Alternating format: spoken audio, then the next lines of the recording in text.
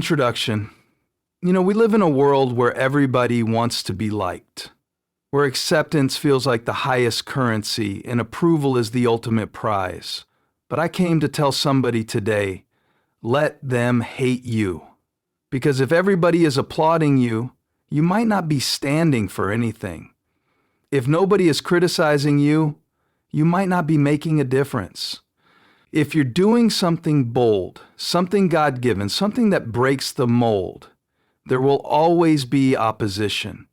I want you to understand something today. Not everyone is going to celebrate your purpose. Some people will resent it. Some people will try to sabotage it, and some will flat out hate you for it. Look at Joseph. He had a dream, and he didn't even get a chance to grow into it before people started hating him for it. And not just any people, his own brothers. The people who were supposed to support him, love him, and have his back were the first ones to betray him. Why? Because his dream was bigger than their expectation. See, there are people in your life right now who are fine with you as long as you stay in your place, as long as you don't outgrow them, as long as you don't start seeing yourself differently than they. But the moment you start talking differently, the moment you start moving differently, the moment you start dreaming bigger, they will start hating you. And here's the part that hurts. Some of your biggest critics will be the people closest to you. The family member who tells you, you're wasting your time. The friend who used to support you, but now rolls their eyes when you talk about your goals. The coworker who secretly hopes you fail because they can't stand to see you succeed. People don't like what they can't control. And when you start stepping into your calling, when you start moving in purpose, you become a problem for people who have settled for less. Because your growth exposes their stagnation. Criticism is proof that you're doing something right. I need you to catch this. If nobody is criticizing you, you might not be making a difference. If nobody is talking about you, you might not be walking in purpose. Because people don't throw stones at things that aren't worth anything. They don't attack what isn't a threat. Look at Jesus. The moment he started his ministry, the religious leaders started plotting against him. He hadn't even done anything wrong. He was healing people, setting people free, preaching the truth. But instead of celebrating him, they hated him. They called him a fraud. They said he was blaspheming. They tried to twist his words and trap him in his own teaching. Why? Because his calling threatened their comfort. And that's what happens when you start stepping into your God-given purpose. Your presence becomes a problem for people who are comfortable in dysfunction. Don't let their opinions shake your calling. Some of you are so worried about what people are saying about you that you've paused what God has called you to do. You're waiting for approval. You're waiting for validation.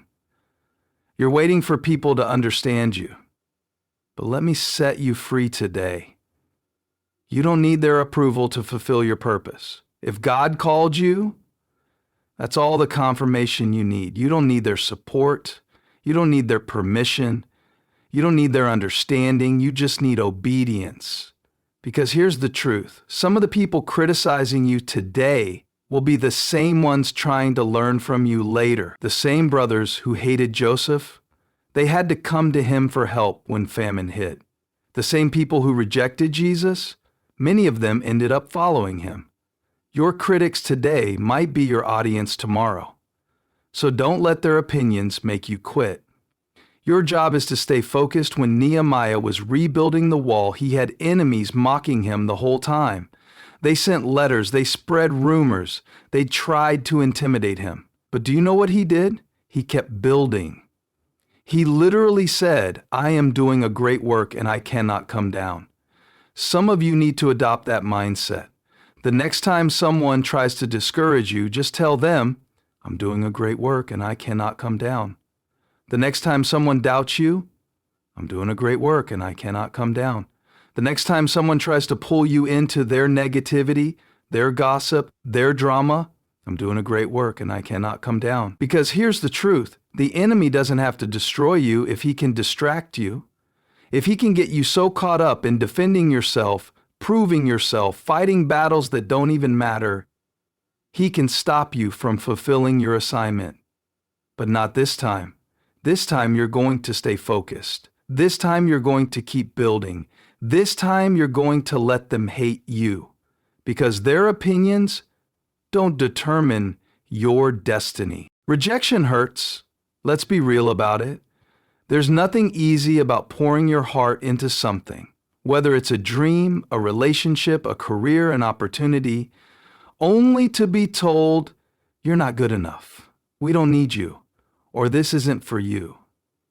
But I came to tell somebody today, rejection is not the end of the story. Because what if the rejection you're crying over right now is actually God's way of redirecting you to something greater? What if the no that broke your heart was actually God's protection in disguise? Some of us are so busy grieving what didn't work out that we don't even realize we were never supposed to stay there in the first place. Sometimes God blocks it for a reason. Let me take you to the story of Moses. Moses had a heart for justice. He wanted to see his people set free, but the way he went about it at first, it wasn't right. He acted out of anger, killed an Egyptian, and had to flee for his life. He ended up in the wilderness, rejected by both the Egyptians and his own people. I can only imagine Moses thinking, that's it. I ruined everything. I missed my purpose. But what he didn't know was that God wasn't rejecting him. He was redirecting him. Moses thought he was being cast out. In reality, God was setting him apart. Because the wilderness wasn't a punishment, it was preparation. Some of you are in a season right now where you feel cast out. You feel like you missed your moment. You feel like people pushed you away, and you're wondering if God has forgotten about you. But listen to me. God hasn't forgotten you. He's preparing you. The job you didn't get? Maybe God was protecting you from a toxic environment. The person who walked away? Maybe God was making room for someone who will love you right. The door that slammed shut? Maybe it wasn't rejection. It was divine redirection. Not every opportunity is your assignment. Some of us are holding on to places and people that God is trying to separate us from. And here's the truth. Not every opportunity is your assignment. Not every open door is meant for you to walk through. And sometimes God will let people reject you so you stop trying to fit into places that were never meant for you. David was overlooked by his own family when Samuel came to anoint the next king. His own father didn't even consider him worthy of being in the lineup. Imagine that, your own father forgetting about you. But the rejection of men didn't stop the call of God. Because when the time was right, Samuel called David in from the fields and anointed him. See, God will let people overlook you, but when it's your time, He will call you in. You don't have to fight for a seat at a table that God never built for you. When God has chosen you, no rejection can stop your assignment. Stop chasing what God has closed. Some of us are exhausting ourselves trying to reopen doors that God Himself has closed. You're still texting that person who walked away. You're still trying to prove yourself to people who don't even value you. You're still begging for acceptance from places God has clearly removed you from. But let me ask you, why are you fighting for something that God has already decided isn't for you? God doesn't need your permission to shift your direction. When He sees something is beneath you, He will block it. When He sees something will harm you, He will remove it. And when He sees something greater ahead, He will redirect you. Even if it means letting you feel rejection for a season. If they left, let them go. I don't know who needs to hear this, but if they left, let them go. I know it's hard. I know it's painful. I know you thought they would be in your life forever. But some people are seasonal. Judas had to leave so Jesus could fulfill his mission. Joseph's brothers had to sell him out so he could step into his destiny. Some people have to exit your life for you to step into your purpose. Not everyone can go where God is taking you. And that's why you have to stop crying over the ones who walked away. Because if they were meant to be part of your future, they wouldn't have left your present. Rejection is just redirection to something greater. I know it feels like you lost something, but what if you didn't lose? What if you just got free? Free from people who couldn't handle your calling, free from situations that were draining your potential, free from relationships that were holding you back. Sometimes the best thing God can do for you is let something not work out, because when the wrong door closes, the right one can finally open. And when that door opens, you'll look back and realize every no was actually making room for a greater yes. So stop seeing rejection as failure. Start seeing it as God's divine redirection, because He's not just taking something from you, He's leading you to something better. Let me ask you something. When was the last time you felt resistance? When was the last time you stepped out in faith, started moving in your purpose, started making changes in your life, and suddenly the opposition showed up? Because if you've been feeling pushback, if you've been dealing with critics, if people have been whispering about you behind your back, I have good news for you. It's not because you're doing something wrong. It's because you're doing something right. People don't attack what isn't a threat. Listen, nobody bothers with something that doesn't matter. Nobody fights against something that isn't making an impact. The enemy isn't worried about people who are stuck. He isn't attacking people who are comfortable. He's after the ones who are moving forward. You start that business, suddenly people say, "Who do they think they are?"